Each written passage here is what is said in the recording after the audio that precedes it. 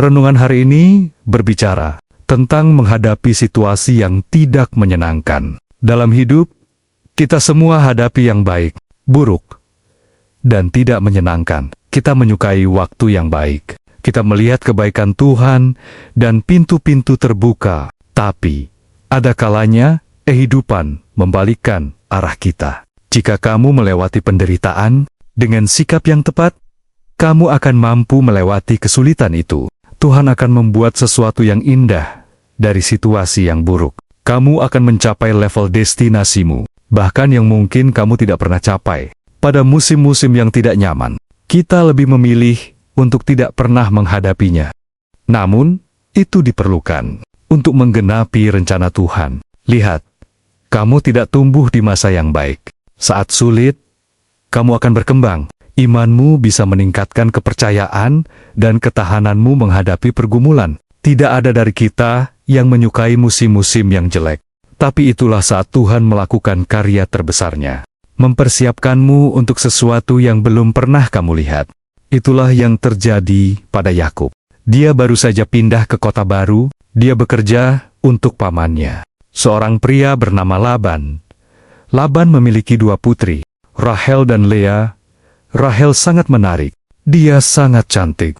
Kitab suci menyatakan bahwa dia cantik dalam segala hal. Wajah cantik dan bentuk tubuh yang bagus. Semua orang mengagumi kecantikannya.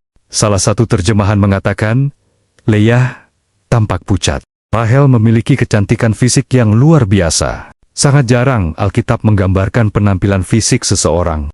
Namun ini memiliki makna yang lebih dalam. Karena setiap orang adalah mahakarya, diciptakan sesuai citra Tuhan. Namun ini hanya simbolisme antara Lea dan Rahel. Ketika Yakub melihat Rahel, dia langsung jatuh cinta. Dia tak berpikir dua kali. Itu cinta pada pandangan pertama. Dia berpikir, dia akan menikahi gadis ini. Pada masa itu, wanita diperlakukan seperti properti. Aku akan membuat kesepakatan denganmu. Aku akan bekerja untukmu selama 7 tahun. Jika kamu mengizinkan aku menikahi Rahel. Laban mengulurkan tangannya dan berkata, Kamu setuju, 7 tahun, dan dia milikmu. Yakub sangat jatuh cinta. Dia tak sabar menunggu 7 tahun berlalu. Dia bekerja keras dan setia. Dia meningkatkan kawanan Laban. Karena Yakub, Laban menjadi kaya. Dia tahu sesuatu yang lebih baik akan datang sebagai balasannya. Rahel yang cantik ini akan menjadi istrinya. Dulu, pengantin perempuan memakai kerudung tebal. Kamu tak bisa melihat siapa itu. Malam itu berakhir. Yakub pulang sebagai suami. Dia bangun keesokan paginya, melihat di samping tempat tidur bukan Rahel. Ternyata Lea. Dia nyaris pingsan. Dia tak melihat wajah cantik yang didambakannya. Dia melihat mata lemah yang menatapnya. Tidak ada niat menyinggung Lea. Dia langsung ke Laban, berkata, Ini tidak sesuai dengan kesepakatan kita. Saya tidak minta yang tidak menarik. Saya minta yang cantik. Berapa kali kita berdoa untuk Rahel, tapi kita mendapat Lea seperti Yakub. Kita bekerja keras, kita melakukan hal yang benar, untuk hal yang baik. Tapi Lea muncul. Sesuatu yang tidak adil dan tak terduga. Ya, Laban tidak jujur. Dia tidak menepati janjinya. Zaman dulu, ayah bertanggung jawab, memberi anak perempuan tertua sebagai istri pertama. Itulah tradisinya. Laban berkata kepada Yakub, Jika kamu bekerja lagi untukku selama 7 tahun lagi, nanti aku berikan Rahel padamu. Yakub tidak senang dengan itu. Namun, dia setuju. Dia bekerja 7 tahun lagi dalam situasi tidak adil. Dia dimanfaatkan. Mungkin itu protokol. Tapi Laban seharusnya memberitahu, bukan menipu. Namun, inilah kuncinya. Yakub tidak mengeluh. Dia tidak menghina Lea. Lea bukan pilihannya. Dia tak menyalahkannya. Kenapa kamu tidak menarik? Kamu bukan yang saya inginkan. Dia melakukan hal yang benar, meski sulit. Dia tetap menjadi yang terbaik dalam situasi yang tidak menyenangkan. Setelah 7 tahun, dia menikahi Rahel. Dan melihat janji itu terwujud. Rahel mewakili apa yang kita yakini. Mimpi kita, kesehatan yang baik, kebahagiaan, kedamaian, kelimpahan. Kita semua ingin Rahel Tapi seringkali Lea yang muncul terlebih dahulu. Sesuatu yang tidak kita inginkan. Apa yang tak menarik? Bagaimana tindakanmu dalam situasi buruk? Akan menentukan apakah kamu terjebak di sana atau tidak. Atau kamu akan masuk ke hal-hal indah. Tuhan punya rencana untukmu. Kamu mungkin sedang mengalami masa sulit sekarang. Perencanaanmu tak berjalan sesuai rencana. Kamu bisa menjadi kepahitan dan menyerah pada impianmu. Atau kamu bisa seperti Yakub dan melakukan hal yang benar. Ketika mengalami ketidakadilan, tetaplah jadi yang terbaik. Ketika hidup membelokkan jalannya, Rahel akan datang. Janji Tuhan masih dalam perjalanan. Lea adalah ujian dalam situasi yang tidak menyenangkan. Disinilah kamu harus membuktikan pada Tuhan apa yang kamu miliki. Ini tidak adil. Tapi jika kamu tidak menangani Lea dengan benar, kamu tak akan pernah melihat Rahel. Itulah yang penting, Lea harus datang terlebih dahulu. Itulah jalan cerita yang terjadi. Tidak ada yang kebetulan. Diatur oleh Tuhan. Kita tak bisa melihatnya saat itu. Bagaimana bisa ada kebaikan dari situasi buruk ini? Di mana kita dikhianati. Kita berhadapan dengan penyakit. Kita kehilangan orang yang kita cintai. Mungkin tidak adil. Tapi tanpa itu, kamu tidak bisa menjadi diri sendiri sesuai dengan tujuan yang diciptakan Tuhan. Tanpa kamu sadari, tersimpan sesuatu dalam dirimu. Itu mengujimu, mempersiapkanmu untuk hal-hal yang lebih besar dari yang kamu bayangkan. Yakub menikahi Rahel dan menikahi Lea. Dia punya 2 istri, tapi tak pernah benar-benar mencintai Lea. Dia merasa tidak diinginkan. Kitab suci menyatakan bahwa Lea kurang disukai. Dia melahirkan 1 anak setelah anak lainnya. Dia hormat, tapi tak banyak menunjukkan kasih sayang padanya. Tidak banyak menghabiskan waktu bersamanya. Dia mencintai Rahel. Dia tertarik pada kecantikannya dan senyumnya. Rahel dengan caranya membuatnya diinginkan. Seiring waktu, keduanya, Rahel dan Lea, memiliki anak. Lea punya anak laki-laki bernama Yehuda. Beberapa ribu tahun kemudian, Mesias akan datang dari suku Yehuda. Yesus lahir melalui garis keturunan Lea. Dari situasi jelek ini, lahir sesuatu yang indah. Sesuatu yang tak bisa Yakub lihat saat itu. Dia hanya melihat Laban menipu. Lea diperlukan. Jika Yakub tidak memiliki Lea, situasi jelek ini tak akan ada Mesiasnya. Tuhan menggunakan hal-hal yang tidak kita sukai. Dia tak akan mengizinkan sesuatu yang buruk jika tak ada tujuan. Kita tidak mengerti. Yang kita tahu, kita berdoa untuk Rahel. Kita berusaha sebaik mungkin, bekerja keras. Tuhan bekerja di balik layar. Tetaplah beriman, teruslah percaya. Kamu tak akan melihat Rahel jika kamu tidak menangani Lea dengan baik. Faktanya adalah, Tuhan bisa membuat Rahel melahirkan Yehuda. Lebih masuk akal jika gadis cantik itu yang melahirkan Yehuda. Tapi Tuhan menunjukkan bagaimana Dia menggunakan situasi buruk untuk melakukan sesuatu yang indah.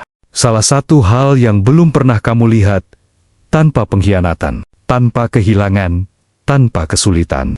Kejadian 49, Yakub, seorang tua, akan segera meninggal, memanggil anak-anaknya, memberkati mereka. Dia berkumpul dengan orang-orang yang dicintainya, dan memberikan instruksi terakhir. Dikatakan dalam ayat 29, "Segera aku akan mati. Makamkan aku di Gua Makpela, di makam kakek dan ayahku. Di sana, aku menguburkan Lea." Dahulu, hal itu sangat penting. Itu memiliki makna penting dan besar. Bukankah menarik bahwa Yakub tidak mengatakan, "Kuburkan saya di samping Rahel. Pastikan saya di samping wanita yang sangat cantik itu, yang saya cintai dan kagumi." Tidak, Yakub berkata, "Kuburkan saya di samping Lea." Dia secara tepat mengatakan, ketika saya memandang kembali hidup saya sadar, Lea penting. Saya merasa tidak nyaman, saya tidak memilihnya, tidak seperti yang saya duga. Tanpa Lea, saya tidak akan menjadi seperti diri saya sekarang. Ketika kita sampai di akhir hidup, kita akan sadar, bukan hanya yang baik saja yang membawa kita ke tempat kita sekarang. Pintu terbuka, masa bahagia. Itu, Leah. Hal-hal yang tidak kita sukai dan tidak adil. Momen-momen jelek saat kita melakukan hal yang benar. Kita tetap setia. Kita percaya, meski tak masuk akal. Disitulah kita tumbuh. Disitulah iman kita semakin kuat. Kamu mungkin sedang berhadapan dengan Leah sekarang. Salah satu hal yang tidak kamu pahami, miliki sudut pandang yang tepat. Kamu tak bisa menjadi diri sendiri sesuai rencananya. Jangan lawan. Terima saja. Itu tidak akan menghentikanmu. Itu sedang mempersiapkanmu. Tuhan tak akan membiarkan itu. Yehuda lahir dari Leah, dari garis keturunan Leah, melahirkan putra tunggalnya Yesus Kristus, melalui situasi yang tidak baik. Situasimu mungkin jauh dari indah. Kamu dijanjikan Rahel, tapi malah mendapatkan Leah. Kamu tidak tahu apa yang sedang dilakukan Tuhan. Percayalah padanya saat kamu tak mengerti, terjebak dalam situasi yang buruk. Tidak berarti Tuhan tidak bekerja. Tanpa kesulitan itu, kamu tak bisa menjadi dirimu sendiri sesuai tujuan yang Tuhan rencanakan. Dan saya tidak bilang ini akan mudah. Kamu harus memiliki sikap baik. Berbuat baik pada orang yang tidak baik padamu. Ketika situasi tak membaik, tetap beriman. Orang-orang yang keluar dari situasi buruk menjadi indah. Mereka adalah orang-orang yang sudah menata pikiran mereka. Orang yang tak terpengaruh oleh orang yang menyakiti mereka. Apa yang tidak berhasil, apa yang tidak adil, adalah tanda bahwa sesuatu yang indah akan datang. Yesus berkata dalam Matius, "Pikul salibmu, dan ikutilah aku." Kita berdoa untuk berkat, kebaikan, dan kesehatan. Itu baik, tapi kita lupa berdoa untuk salib. Kita ingin Rahel, bukan Leah. Namun, ada tingkatan dalam takdirmu. Kamu tak bisa berhasil tanpa memikul salibmu. Kamu tak akan melihat Rahel sebelum bertemu Leah. Menerima salibmu bukanlah hal yang menyedihkan. Kalah, hidup menderita, kita seharusnya hidup dalam kebahagiaan yang berlimpah. Hidup penuh kemenangan. Tapi pasti ada salib, pengkhianatan, dan situasi yang tidak adil. Leah akan muncul dan kita tidak menyukainya. Kita merasa tidak nyaman, tapi kamu harus seperti Yakub. Jangan mengeluh tentang Leah. Lakukan hal yang benar meski sulit. Bertahan ketika ingin menyerah. Tetap tenang saat seharusnya kamu khawatir. Itulah makna pikul salib. Kamu berada dalam situasi yang tidak nyaman, tapi kamu tidak terpengaruh. Kamu tahu, segala sesuatunya bekerja untuk kebaikanmu. Kita sering mendengar tentang penderitaan, beban, rasa sakit. Tapi kamu harus sadar, salib bukanlah akhir ceritamu. Ada kebangkitan yang akan datang. Ketika kamu memikul salibmu, itu mengarah pada berkat, kebaikan, dan anugerah yang sehat. Tanpa kesulitan, takkan pernah kamu mencapai tujuan. Leah harus terjadi. Leah dibutuhkan untuk tujuanmu. Jangan lawan dan berkeluh kesah. Kamu bertanya, mengapa orang-orang ini menipu saya? Saya berurusan dengan penyakit ini dan rekan kerja ini. Mereka selalu berusaha merusak reputasiku. Kita semua akan memiliki Leah. Ingatlah, Mesias datang melalui Leah, melalui situasi yang buruk, melalui sesuatu yang tidak adil. Ada tujuan di balik rasa sakit itu. Kebaikan akan muncul dari kekecewaan. Tuhan akan mengirim Leah untuk mendorongmu ke tujuanmu. Tuhan bekerja dalam kehilangan, dalam kesakitan, dalam masalah, apa yang tidak adil dan kerugiannya. Situasi buruk itu mengarah ke sesuatu yang indah. Dari garis keturunan Leah, Mesias lahir. Dari musim-musim tidak baikmu, akan melahirkan hal-hal luar biasa. Talenta, anugerah, peluang yang tak pernah kamu impikan. Kita lihat pada Yusuf. Saat masih remaja, Tuhan memberinya mimpi menjadi pemimpin. Orang-orang akan sujud padanya. Seperti Yakub, ia memiliki janji bahwa Rahel akan datang. Sesuatu yang indah. Yusuf berusaha menjadi yang terbaik, menyembah Tuhan. Kemudian Leah muncul. Saudara-saudaranya iri dan membuangnya ke dalam parit. mereka malah menjualnya sebagai budak di Mesir. Saya yakin Yusuf berpikir, Tuhan, Engkau memberi saya mimpi ini. Engkau menjanjikan Rahel. Sekarang saya budak di negeri asing. Dia bermimpi tentang sesuatu yang indah. Namun, dia menghadapi sesuatu yang buruk. Sebelum bertemu Rahel, seringkali kamu harus berurusan dengan Leah.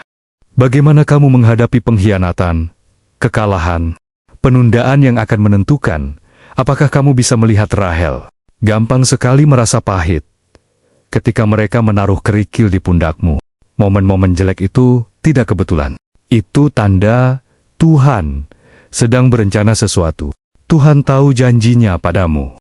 Dia tahu apa yang Dia tanamkan dalam dirimu. Tanpa kamu sadari, segala sesuatunya bekerja untuk kebaikanmu. Yusuf selalu berusaha menjadi yang terbaik, melakukan hal yang benar. Dia dituduh bersalah dan dipenjara. Suatu hari, Firaun bermimpi, namun tak ada yang bisa mengartikannya. Mereka menceritakan tentang seorang budak, seorang asing di penjara, bernama Yusuf. Bagaimana ia bisa menginterpretasikan mimpi? Yusuf dibawa menghadap Firaun, pemimpin negeri itu. Dia menginterpretasikan mimpi itu.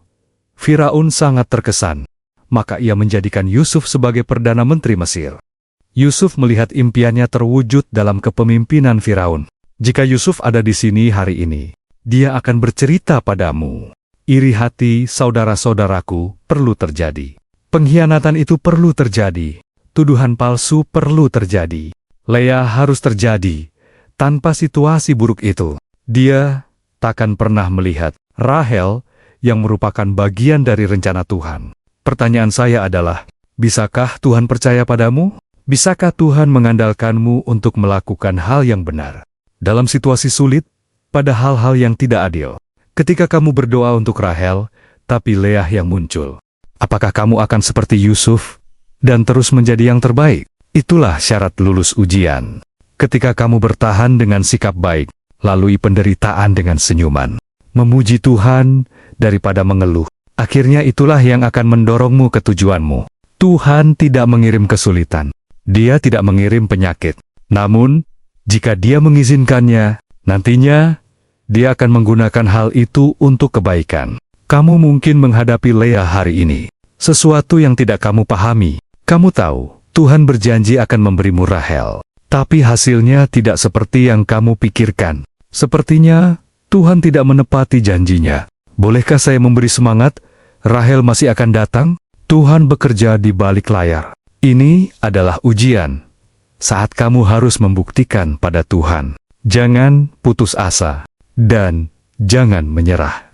Tanpa Leah, kamu tak bisa mencapai takdirmu. Kita mencintai Rahel, yang cantik, nyaman, tapi tanpa Leah, kamu tak akan melihat hal besar yang Tuhan siapkan untukmu. Melalui garis keturunan Leah, melalui anaknya, Yehuda, kita memiliki Mesias. Tuhan tahu cara membawanya, mewujudkan hal indah dari situasi buruk.